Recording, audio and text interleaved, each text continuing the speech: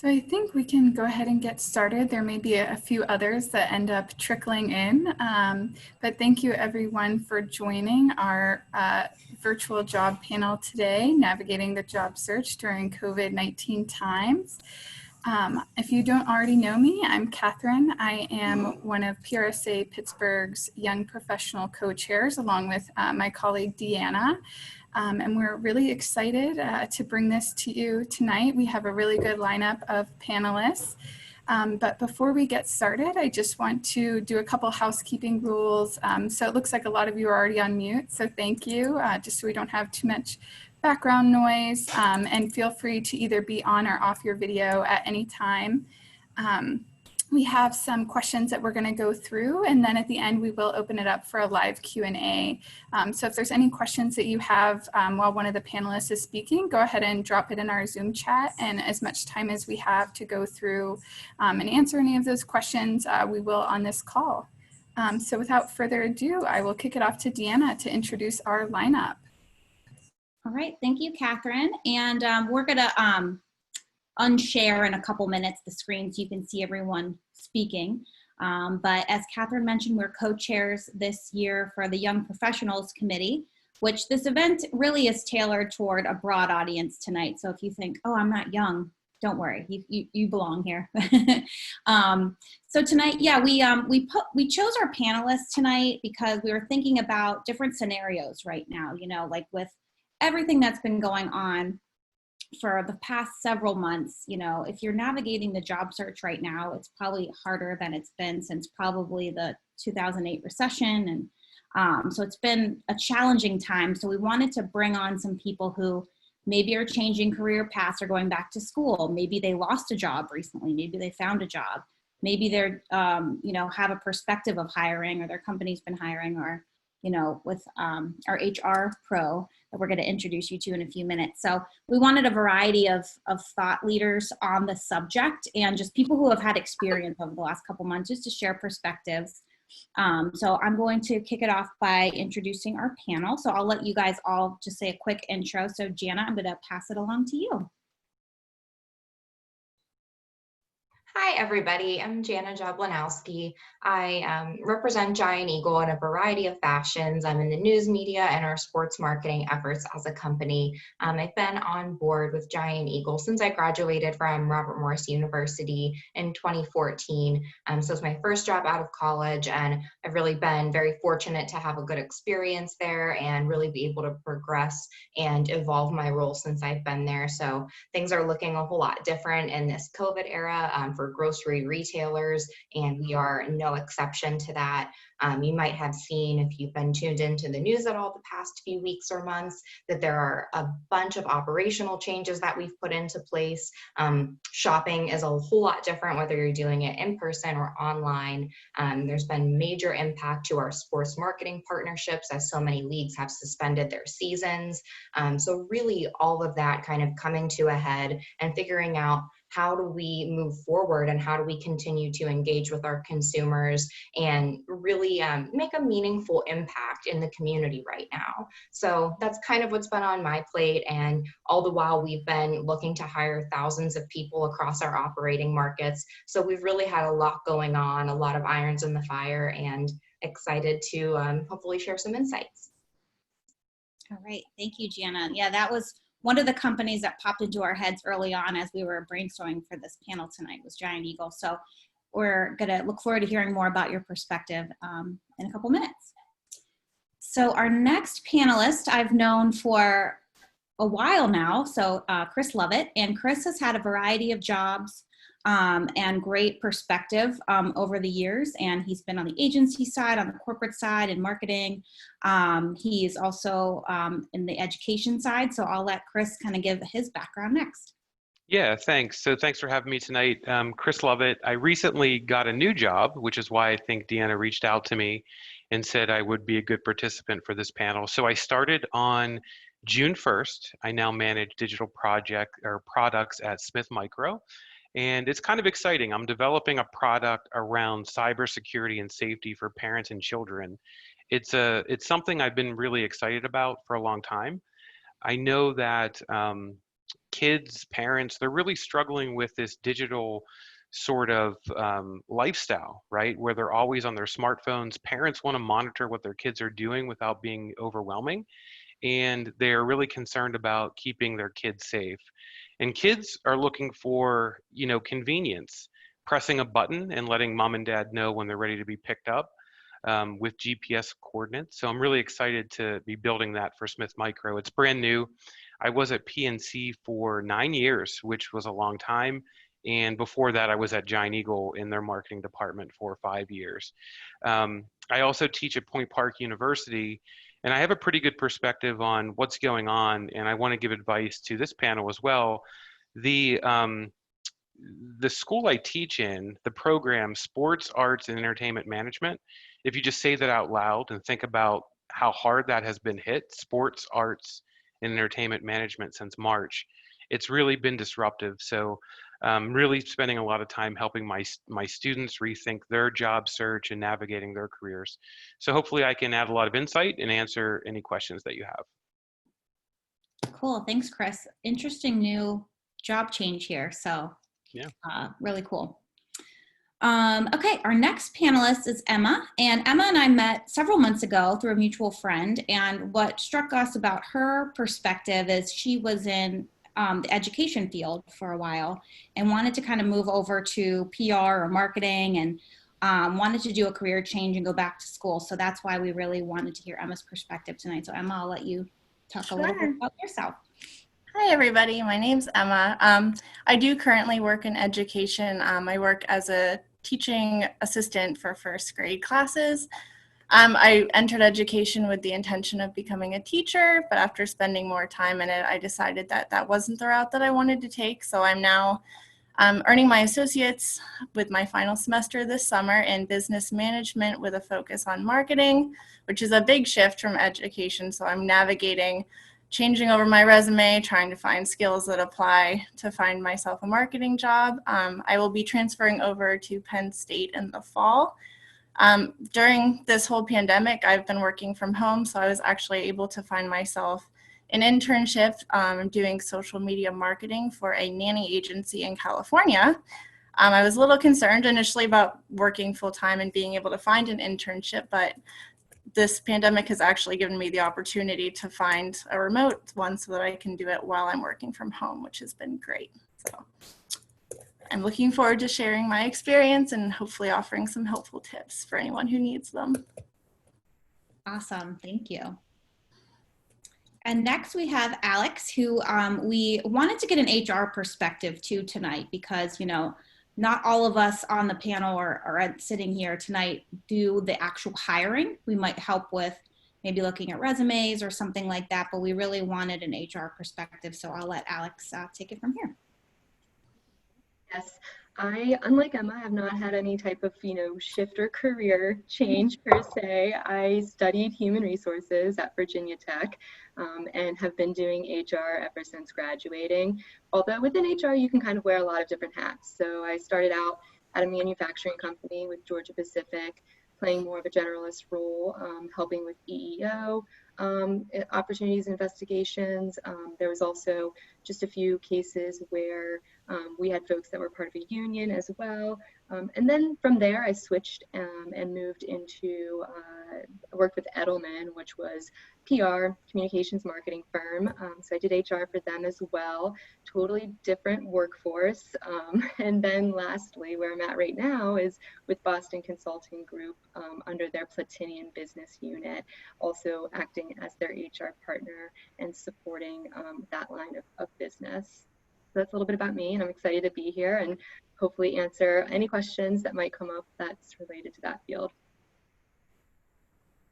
Awesome, thanks, Alex. And last but not least, we have Marina, who actually lost a job over the last couple of months and found one. So we were very impressed. And when Stacy, who's on our PRSA board, I think she's on the call tonight, she had sent me a suggestion because Marina wrote this really killer post on LinkedIn about resume tips, which we'll talk about in a little bit. And you've probably saw in our marketing of this that she's got a hot resume tip, but we were very interested in her story too. So Marina, go ahead. Okay, well, hello everyone. I'm really happy to be a part of this panel. Thanks to Stacy for recommending me. So I've worked most of my career in journalism. I added video storytelling to my skills to make me more marketable. So I've worked for newspapers, radio, I was an entertainment producer for WPXI, and then I even did some marketing and employee experience at the tech startup Gecko Robotics. And that's kind of where my resume advice will come in, because after I lost that job, I basically had to do a personal brand makeover. I did a lot of networking on LinkedIn, and someone actually sent me the job at Top Hat to me. So, you know, it's kind of funny because journalists I've worked with before, you know, we would always joke that marketing and PR is like going over to the dark side. But, you know, so it's a little ironic that I would be doing public relations, but I couldn't have started with a cooler company than Top Hat. If you don't know us, we're a 7-year-old, 11-person design and marketing agency, and we have offices here and in St. Petersburg. You might know them from the rebrand. Oh, you might know us from the rebranding of Iron City Beer and Icy Light. So, you know, the job listing for my position was originally for a copywriter, but after my interview, they decided to rebrand the position as content PR strategist. So my media connections, you know, and network really played a big part in that. So I've definitely had like a wild career: small newspaper, big newspaper, TV corporation, tech startup, and now small agency. So I'm excited to talk about it. Yeah, so welcome to the dark side. And Top Hat is owned by Ben Butler, who is our past president for PRSA Pittsburgh. So everyone should check out Top Hat, and all the beer stuff is really cool. And he always brings beer to meetings, so he's a good one to know. Yeah. Well, thank you guys for the intro. So we're going to get right into the questions, and I'm going to skip around a little bit from the order that we put them in earlier, just kind of since you just were talking, Marina, let's talk more about the last couple of months. You know, can you take us through kind of what happened when you did lose your job, and kind of how, you know, you changed your mentality or kept a positive attitude? You know, how did you get back on your feet so quickly, and kind of, you know, what kind of made you get the job so quickly? Can you talk about that a little bit more? Yeah, of course. It wasn't easy at all. So I was laid off in mid-March, and it took me until mid-May to find a job. And so when I was laid off from Gecko, it was like via 2 to 3 minute Zoom call with like 40 other people. And we didn't know about the meeting until like an hour beforehand. And during the meeting, my Slack was cut off, my email was cut off, my computer shut down. So I lost so much stuff. So it was utterly shocking. And, you know, so I was, you know, I found a lot of support with like my fellow former coworkers. You know, we immediately got on Zoom and we're all just talking about it. But, you know, I was super emotional. I was angry. And, you know, my former it just sort of fueled the fire. So I had a lot of energy to, you know, do the next thing. But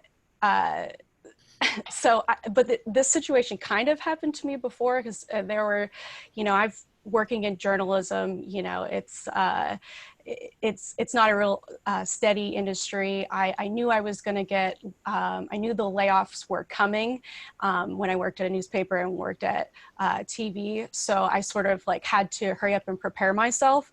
So like immediately my first thought is to always like reach out to a mentor, like someone who I've worked with before at a previous job, somebody who knows their shit and can give me really credible advice and can kind of calm my nerves. So that was, you know, that was like immediate. The next day I called up my friend, Maddie Love. I talk about her a lot in the article that I wrote, but she is the brand partnerships director at Weis, and she's had this incredibly successful career, you know, especially for being around like the same age as me. so I was like, I was really especially scared this time because my job title at Gecko was office manager. Even though I was a jack of all trades, it just like, I needed to like spin it, because I did marketing and I did HR, but, so I was the direction I needed to go in if I was going to make any money. And so she said she would help rebrand me with my resume and my cover letter. She told me to put myself out there because, she said like, everybody's going to be looking for a job. So you need to apply for several jobs a day and keep a spreadsheet. So I didn't quite like, I didn't quite do it to that level because I was spending a lot of time researching, the companies for each job. Like if I was really into a job, like I applied for a job at Argo AI. And so I spent the whole day like researching the company, like watching videos on YouTube. And then I, once I wrote the cover letter, I, would reach out to like, I bought the LinkedIn subscription and then I would reach out and in-mail people who were like in talent acquisition and that's how I got responses from people. And, I was pushy and then I would like copy my cover letter. And my cover letter was almost like an example of my work because I was showing off my writing and showing off the research that I had done. So, that I was keeping really busy doing that. I was almost like I was working a job, right? Because then you're dealing with all the unemployment crap. And then, you have to, I was trying to figure out what am I going to do about healthcare?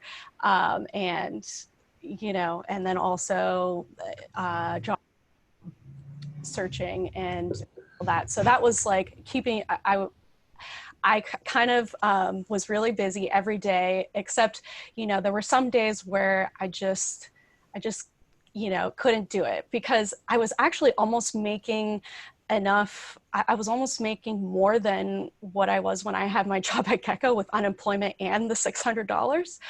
So it was, sometimes it was hard to get motivated because it was like, well, I'm making money.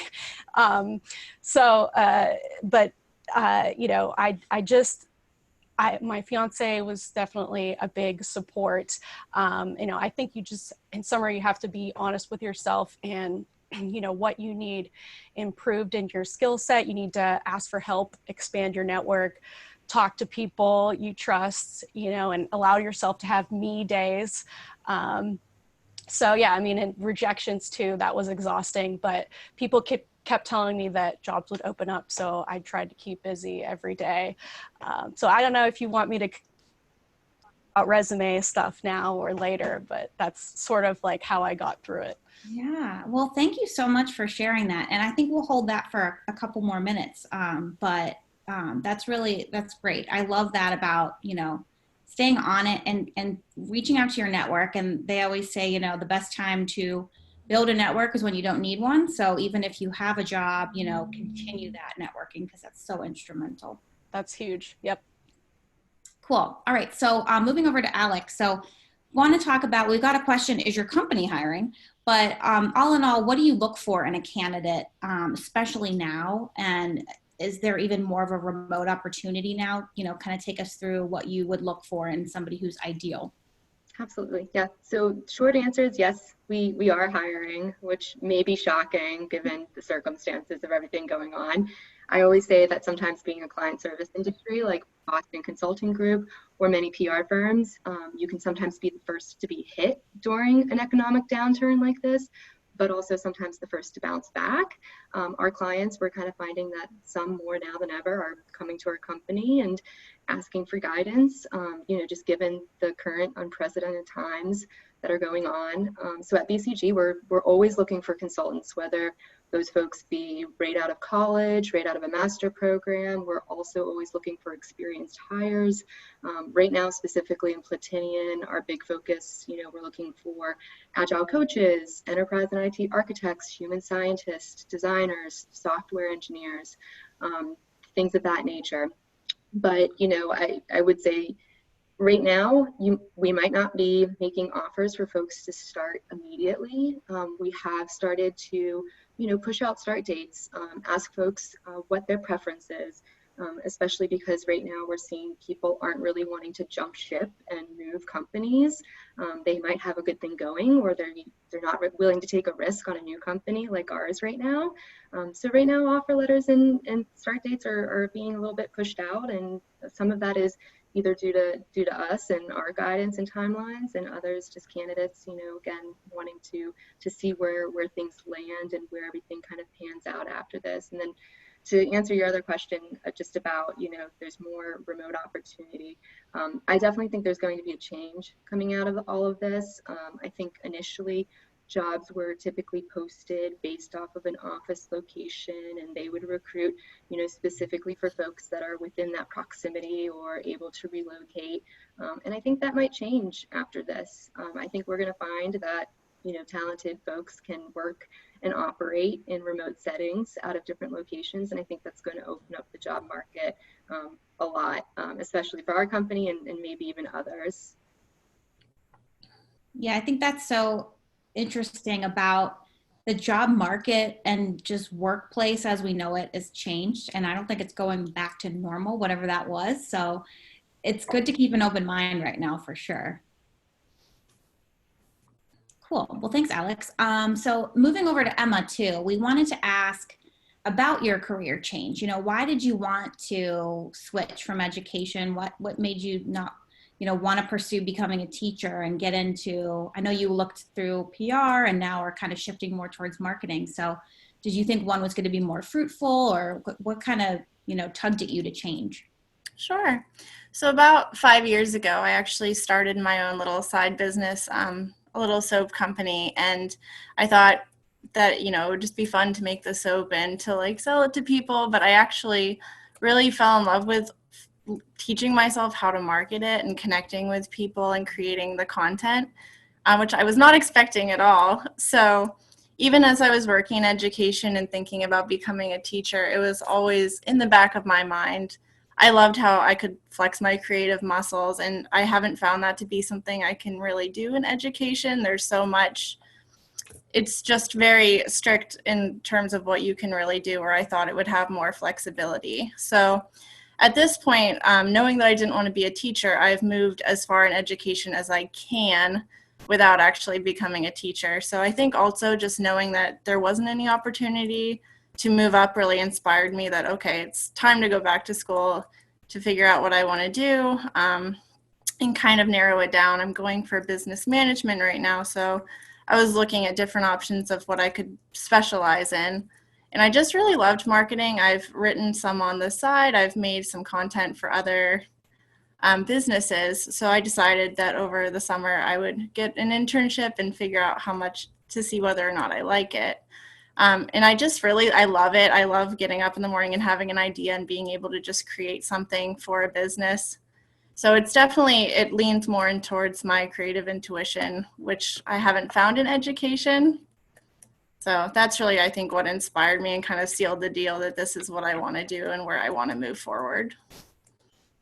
Love that. And I think it's important to follow your passion. And even if you're 5 years out of school, 20 years out of school, it doesn't matter. You could still fall back to what really inspires you. So, and the soap smells delicious. Thank you. Let's move back to Chris. So Chris, were you actively applying for new jobs in 2020? Was it coincidental that COVID struck, and was there any hesitation to move jobs during this time? Yeah, so that's a good question. I would say I was more passively looking. What inspired me to look to Smith Micro, it's advice that I give all of my students as well. So my students did a project in the fall with the Center for Cyber Safety and Security. And the Center for, I can't say it, but the Center for Cyber Safety and Security is all about protecting kids online. And we worked with Amazon Web Services. And in this project, I said, wow, my next job, I want to develop software that protects kids. That's what I want to do. So the advice that I give my students is, at all times, whether you're job searching actively or passively, have a list of the top 5 companies you want to work for. Before this project, Smith Micro wasn't even on my radar, but I researched them and realized they were the ones making this software locally in Pittsburgh, PA. So I put them on my top 5 list. I networked, I understood who the players were there, and I didn't actively apply to the job. They found me on LinkedIn. I was kind of nervous. I interviewed all virtually. I've never met my team. We're still working remotely due to COVID, so we do have team happy hours and so forth, but it's kind of strange to start a new job and not actually meet the people that you're working with. And also, I never met the person who hired me. I never met the person in HR, so it's definitely a new world. You can get a job today virtually. You don't have to be there physically and bump elbows and shake hands. But I just would advise that everyone, again, during this time, in any time, really make a list of the companies that you aspire to work for. And I update that list pretty much every year, right? And you update the list and it could be different, right? It used to be at the top of my list was Amazon, right? But then things changed. I no longer wanted to work at Amazon. So Amazon got removed from the list. So it was a passive job search and it was something that I was passionate about. And it was more about, I wanted to change into something that, it would be more of a challenge for me, right? I was at PNC for 9 years and I was looking for something different, and I'm a little bit scared, which I think is a good thing. And that's why I'm excited to start this role.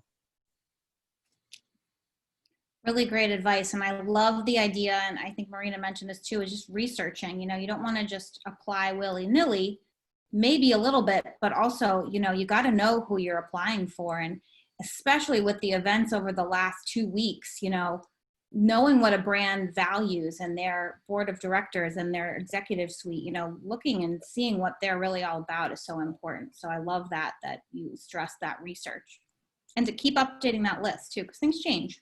Things do change. So as a fellow Giant Eagle alum to another current Giant Eagle employee, so Jannah, we'd love to hear more about how your work life has changed over the past several months, because you alluded to this in your intro about the grocery industry has changed tremendously over the past few months. So kind of how has your messaging evolved since COVID, your day-to-day? Has retention become more of, a focus in communication strategy or retaining employees, gaining new employees? Kind of take us through that a little bit.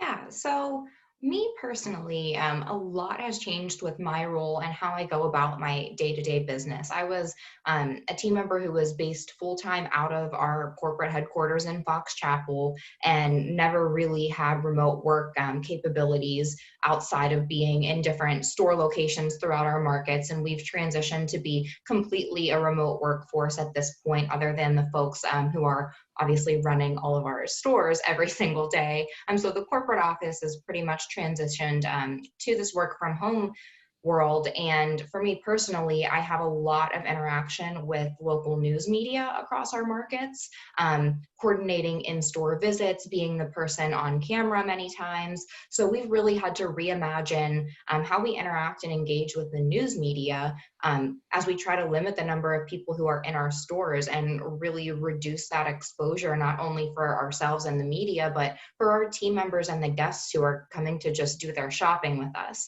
So that's been something that's been really interesting as you kind of get into these media engagements that have always been in person, now figuring out, okay, are we a company that's going to do phone interviews instead of in person? Are we going to be comfortable doing Zoom interviews? How does that impact our company culture when we still have 32,000 team members who are reporting to work in person in a very risky circumstance? We don't want them to watch the news and say, oh, our corporate team members get to sit in their nice, cozy homes and do these interviews. So really having to balance all of those different things. Honestly, while staying very on top of every single change and every single governmental guidance that's come down in multiple states. So it's really been a lot going on from a PR standpoint, and I think very reflective of how the industry is evolving and changing. I think that this pandemic situation has forced different organizations and different entities into this space of innovation that they might not be very comfortable with. But now it's something that's a necessity. So I think that it's really been an interesting catalyst in a lot of ways for organizations to get comfortable being a little bit more uncomfortable and exercising that innovation and flexibility, whether that be with utilizing technology to engage, or from our standpoint, utilizing technology and building up our online ordering services and figuring out how we do that. Our business, we're very fortunate to have been an essential business through all of this, but that just means we have had a whole lot of work to do.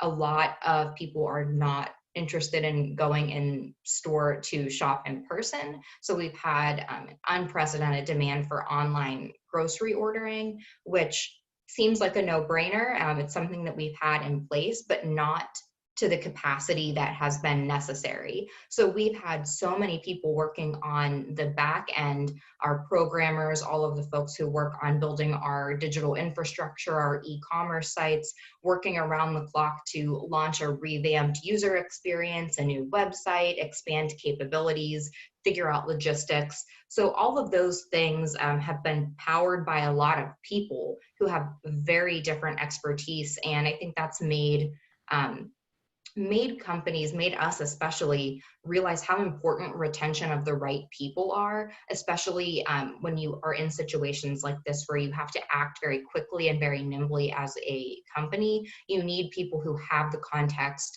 and people who have that expertise to come in and be able to make those changes immediately and make them correctly so you can have that impactful experience. So I think that that's been a big thing that we've seen when it comes to retention, and then also really using this as an opportunity to attract new talent, leveraging this time that we've kind of been in the media spotlight to hopefully communicate to prospective employees and team members that there's a lot more to our company than you might initially think, and that we have all kinds of different openings and all kinds of different positions, really that we can have flexibility with, a lot of remote opportunity in our customer care teams and our corporate teams, but also a lot of different shifts and time slots available, knowing that people have a lot more going on in their lives right now.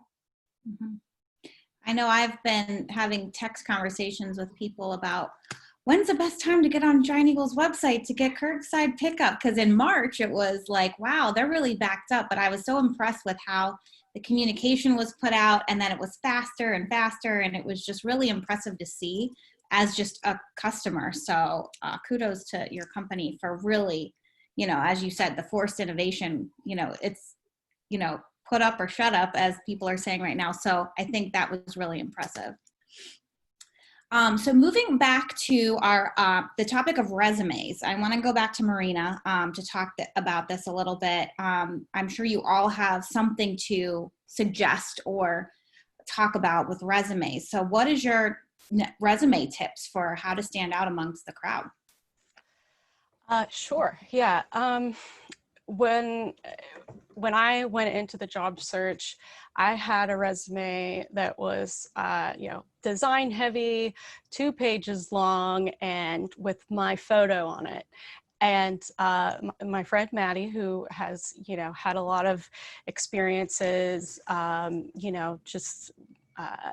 with resumes, she told me that, there's no reason why you should have a 2-page resume. Even if you have, years and years of experience, you should be able to only condense it to 1 page. And so, that's the biggest mistake that people make. And in the process of, of shortening everything and making into all of my experiences into bite-sized pieces, like I learned a lot about what's really valuable too. You have to think a little bit harder about what's, what really matters. But, in the reality is that talent acquisition, HR, hiring managers, they don't have time for it. You need to summarize everything as good as you can. take out your internships most of the time, take out your references. If they really are interested in you, they'll ask you for your references. So, you know, that frees up a lot of space. You definitely want to include your education, your technical skills, and, you know, I also had this one paragraph that kind of like explained, you know, explained who I was and what kind of job I was looking for. But it was, you know, it was really hard to write because I wasn't exactly sure what kind of job I wanted quite yet. So, you know, my friend Maddie's like, just take it out and have one sentence about yourself. That's, you know, one sentence about your experience, and then include something really memorable and maybe that's funny too. So, you know, she had said that something was really memorable was someone had said, you know, a pro banana bread maker. And that was like memorable, and that, you know, broke the ice in the interview. So I put that I'm a professional walker of cats because I take my cats outside for walks. I mean, what else do you do when you're at home, right? So anyway, that was an icebreaker in my interview. And, you know, she had said, we kind of have a pep talk before the interview, and she said, you know, if they don't want to get a beer with you after the interview, you may have done something wrong. So, you know, you just, and, you know, just being yourself during the interview is important too. But I mean, I have a few other just quick tips for the interview, or no, I'm sorry, for the, for your resume. You know, it's really honestly a template. So, you know, you want to cater it to every job that you apply for. Goes the same with your cover letter. But I ended up, you know, using my resume a lot, the same resume a lot over and over again, but tailoring my cover letter a lot more, just because it was getting exhausting. And, you know, but I did a really good job on my cover letter, and that's what I would share on LinkedIn and everything.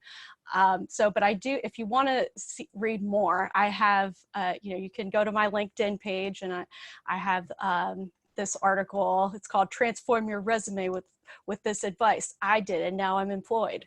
So if you want more information, it's there. Awesome. And we'll also be doing a recap blog post on this event, and we'll link to it there as well. Cool.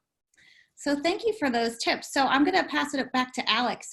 What resume tips or interview tips, just in general, do you have? Yeah, I mean, building off of what Marina already said, like about the concise points, like that's definitely key.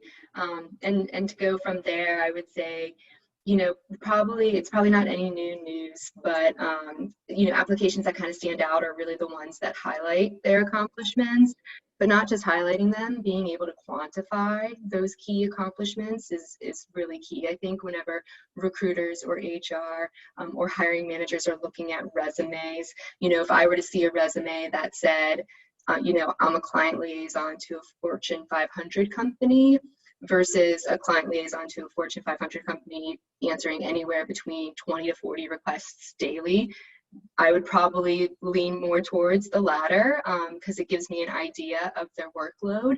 And if that's aligned with what, you know, the role, I think the workload of the role that I'm hiring for is, I would probably go with that resume. And even just, you know, if this is your first job too, or if most of your experience may be volunteer work or, you know, waitressing, and this is like your first real job, there's creative ways to manipulate kind of what you're doing in those roles to really apply to the application that you're submitting your resume to. So if you're a waitress, you know, that's still client service. If you're applying to like an, you know, assistant account executive role, that's still very much client service industry, and there's probably some ways that you can maybe tailor, you know, the amount of tables that you waited on, the customer feedback that you received, things like that, to make it fit the role that you're applying for. The other tip I would say too is that recruiters they will use search words when they're filtering through resumes. So it's never a bad idea to look at the job description that you're applying for and finding, what keywords stand out to you in that job description, and adding those, incorporating those in your resume is also a really good tip that I've learned along the way, just from being on the application side as well as being on the hiring side. And so if there's something in the job description that, asks if you are working with, a $200 million budget, maybe somewhere in your resume, if you have experience to working with that large of a budget, calling out, experience working with $1 million budget, something of that nature. So that way, if someone does a keyword search, your resume might be brought up to the top. Another thing is that some companies will tend to do, a method of like first application in, first reviewed. So set up job alerts. That way you can submit your application right away, be ready to apply. And lastly, I would say, this is just my recommendation. I'm not saying that you're never going to get this job, but if there's a posting that you're seeing has been up there for, 30 or more days, I just wouldn't even waste my time applying at that point. I would move on to something that you can see has been posted for lesser time. But again, not ruling that out. Maybe you'll still get the job. That's just kind of my advice. And Alex, how often are they also looking at LinkedIn? Marina mentioned before she bought the premium account. Is that something that you recommend too? Yep, absolutely. Kind of going off of that point earlier too. Yeah, if you have something great like a cover letter, like Marina mentioned, like put that on your LinkedIn as well. Use those similar keyword searches too, to build out your LinkedIn profile. Recruiters will also pay for the premium packages as well with LinkedIn, and so they're able to do very much targeted search words and search filters to really make sure that they're kind of targeting a specific applicant pool. And so anything that you can kind of put on your resume that fits the job description you're looking for onto your LinkedIn profile as well, I think is a really great piece of advice too. If I can add to that,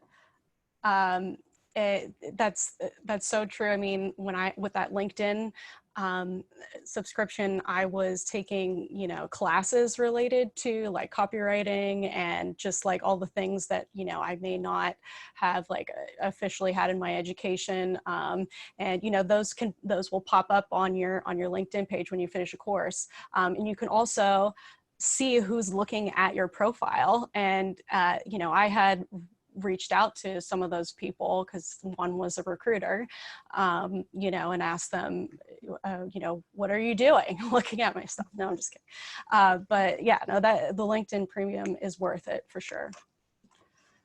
That's one example, and creeping is a good thing. Yes. Our other panelists, anything else to add on resumes? And I also wanted to touch on, before we get into our Q&A, kind of virtual networking. How do you recommend people go about that? Is it just a LinkedIn note and you get Zoom coffee? Anything in that regard that you guys want to share? I think, if I can speak, the suggestions you gave me for changing my resume were a lifesaver for me. Adding my publications or anything that I had written, even if it was on my own site for my own brand, I thought, no one's going to care if it's my brand. But when I added that in, as well as like an explanation at the top saying like, listen, I'm in education, but this is how my skills apply and this is what I want to do. I couldn't believe when I applied for internships how just like making those few changes got me suddenly so many more responses just from adding like a few little details and some examples of your work. If you have them, I think really have made a huge difference for me at least.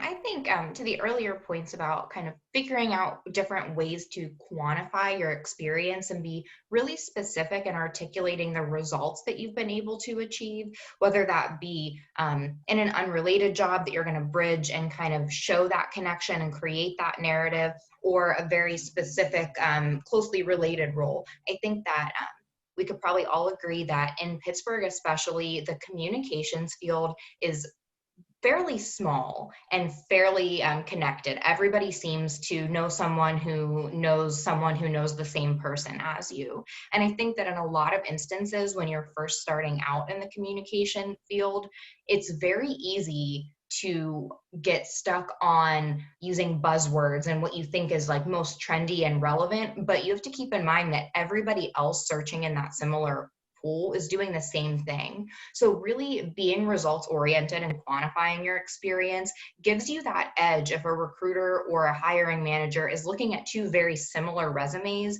and really weighing the options between two people who have similar internship experience and both have well-written, nice-looking resumes. I think that, to Alex's point, having those little key differentiators might seem like a little nuance and maybe not worth the time when you actually have to sit down and do it, but it makes a world of difference when really you could be having your resume pulled out of a pile of very similar looking experiences. So that's a big thing. And to your point, Deanna, about networking virtually, I think now is a great time. Obviously, every time is a great time to start reaching out and building new connections, especially now because people don't really have a whole lot else going on. People still aren't really going out and having quite the heavy social life probably that everybody did prior to this. So people have a little bit more time and a little bit more flexibility, but it's also a great time to reach out and kind of rekindle past connections.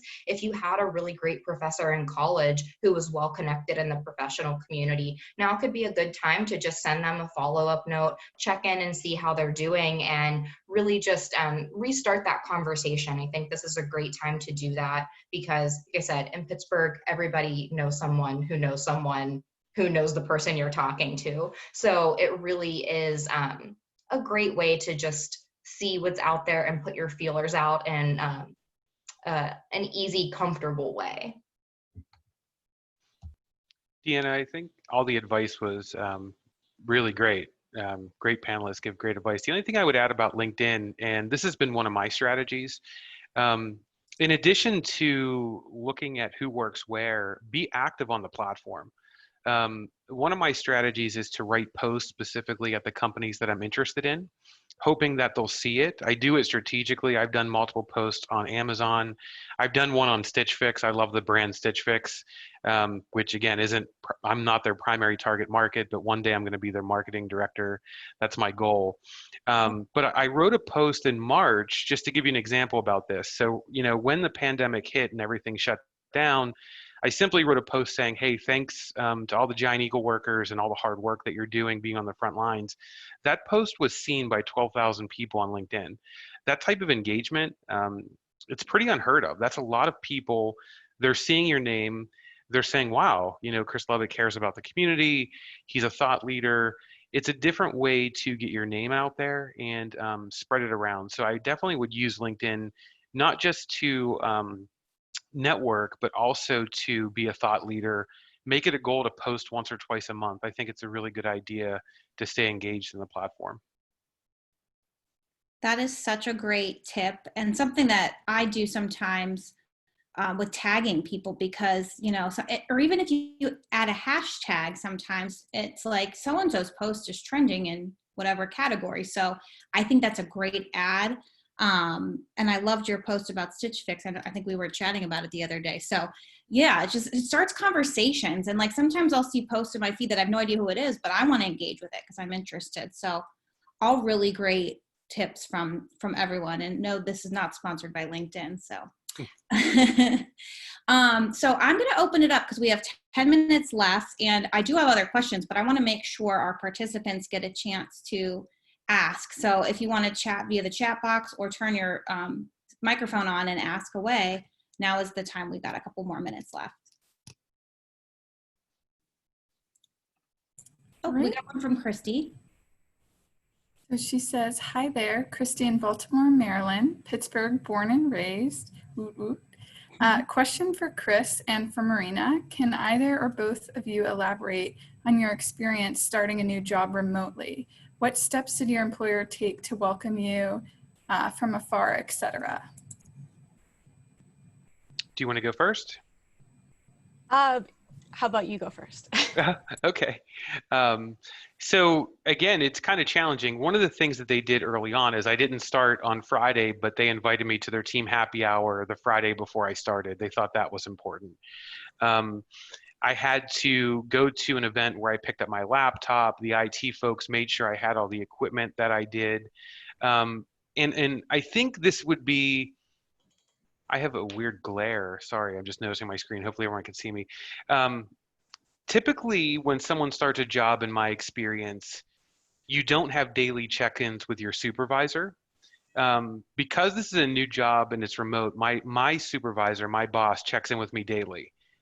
It may seem like a small thing, but remember, I'm not bumping into him in the hallway, and I'm not seeing him when I go out the door, but having that opportunity every day at 1 o'clock to say, hey, I started working on this.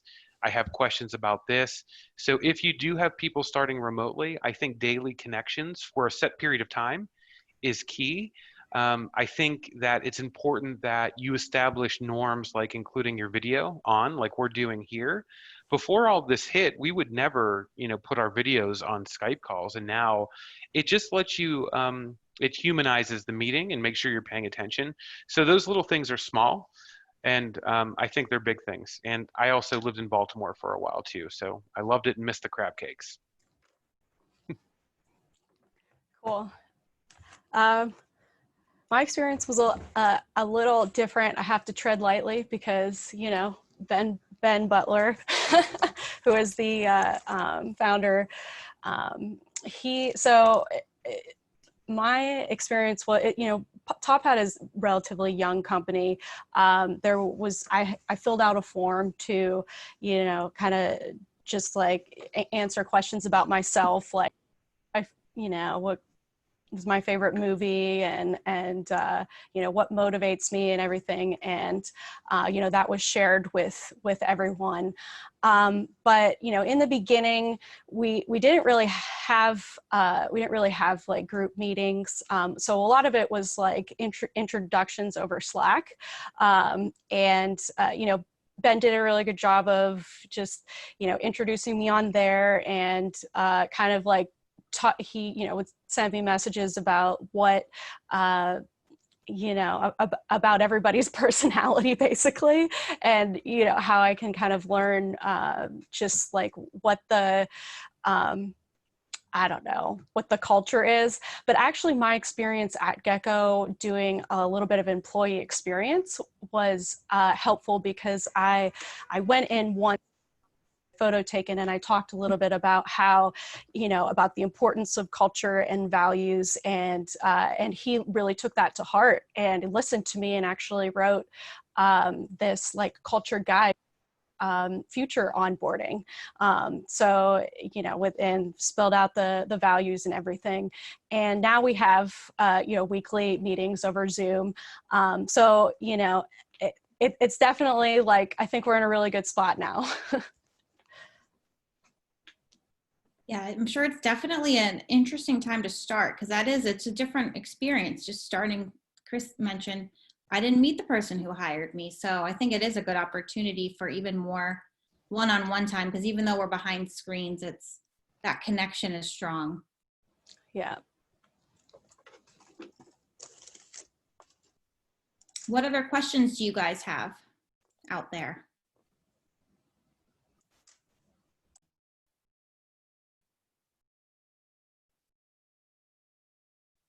Now is your chance. Well, I was going to say, if nobody else has a question, I have a question for Alex or anyone who has maybe hired or interviewed team members before. What is sort of your perspective on asking for feedback? So maybe you have an interview, whether it's phone, in person, virtual, and say you don't get the position, or maybe even anyone on the panel who's applied and asked for feedback. Do you recommend that? How receptive are you to giving people feedback, knowing that you're limited on time, amongst other things?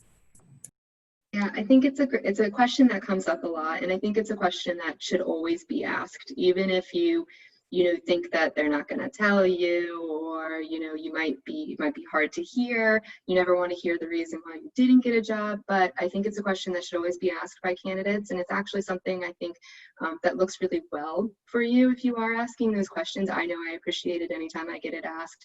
I will say sometimes recruiters or hiring managers, might just sum it up to saying someone else was more qualified and leaving it as that. Depending on what their company policy is, that might be, what they're limited to share or to say.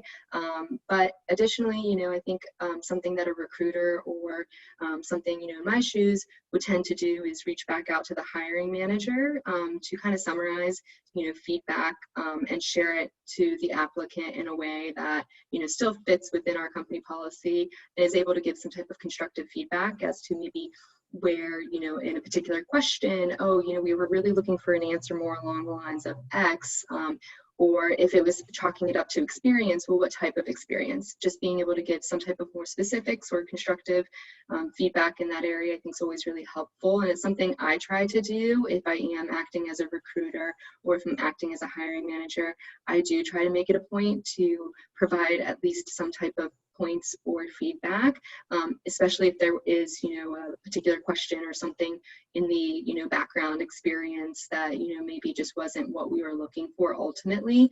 To one, help close the door. I think closure is also really great. It's good from relationship standpoints, also good from job application standpoints. And I think that always helps in the end. And also, you never know who's going to be a reoccurring down the line. Just saying because someone's maybe not right for this particular job now doesn't mean that in 3 years or 5 years later they're not going to be right for something else that comes along the way from with the company. So that's something I always try to do on my end. And then on the flip side, if I am being interviewed and if I don't get the job, I do make it a point to always ask. So I'll just add one thought there, just for the folks that are looking for jobs. Don't get discouraged if you don't give feedback. It all depends on the company policy. Again, I came from a very big company before Smith Micro, and we were told specifically we can't give feedback from HR.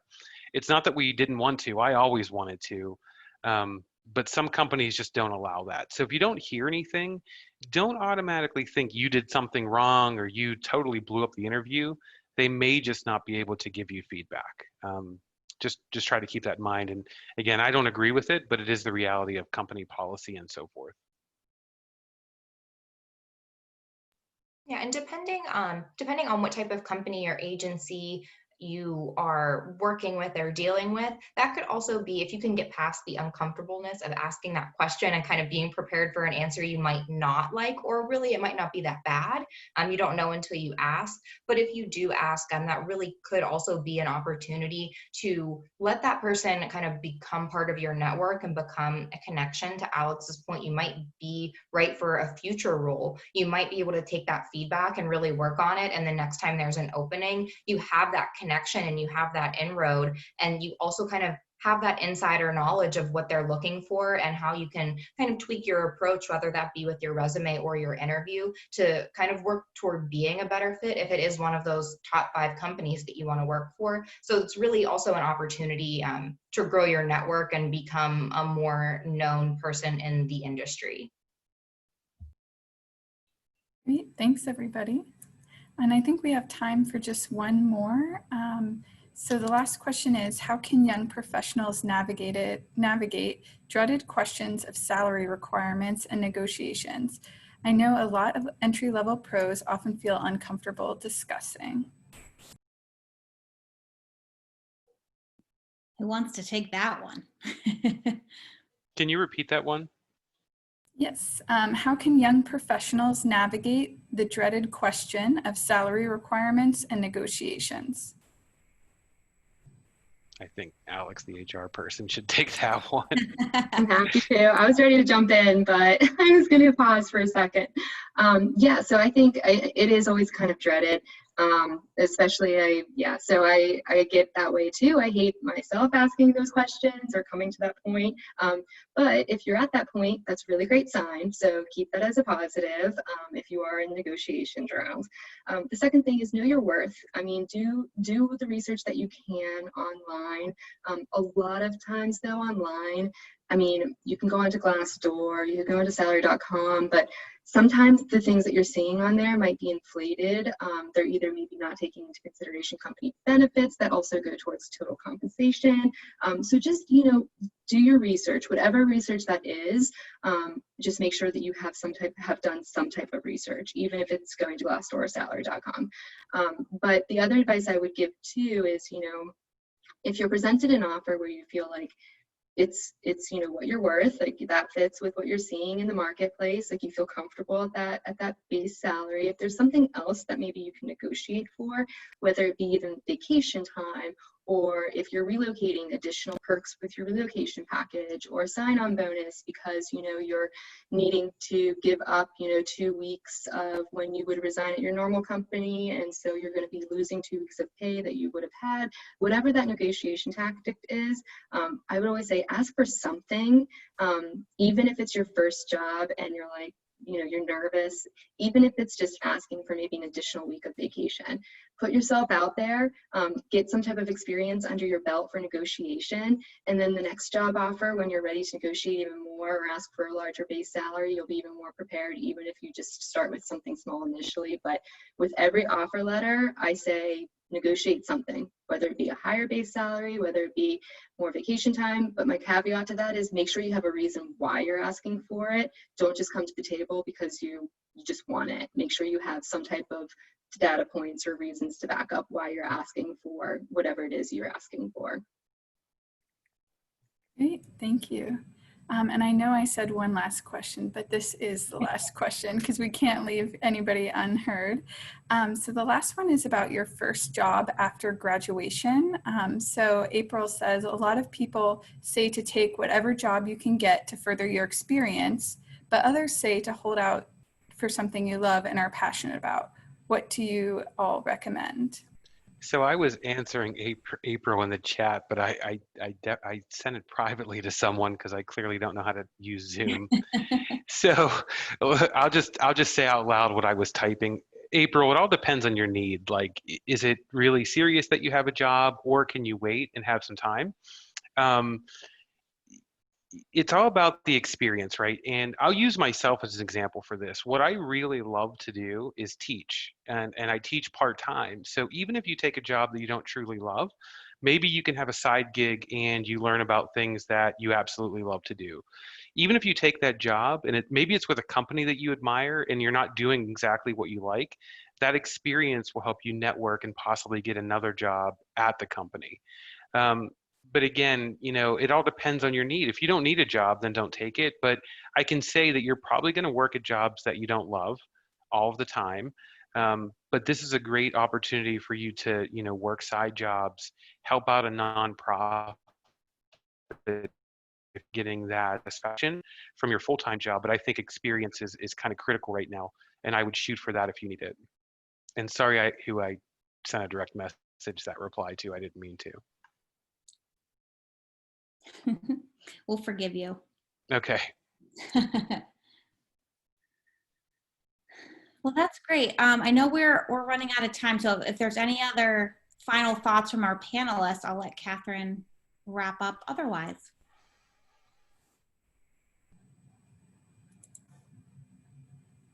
All right, if there's nothing else, thank you so much, all of our panelists, for joining us today, and thank you everybody that tuned in. Hope you found this helpful.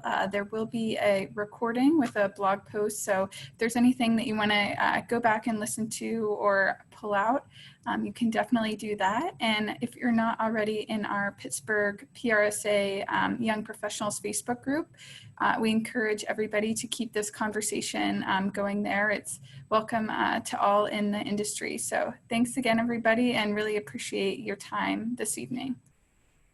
Thank you. Thanks for inviting us. See ya. Thank you. Thank Thanks, you. everyone. Bye. Stay cool.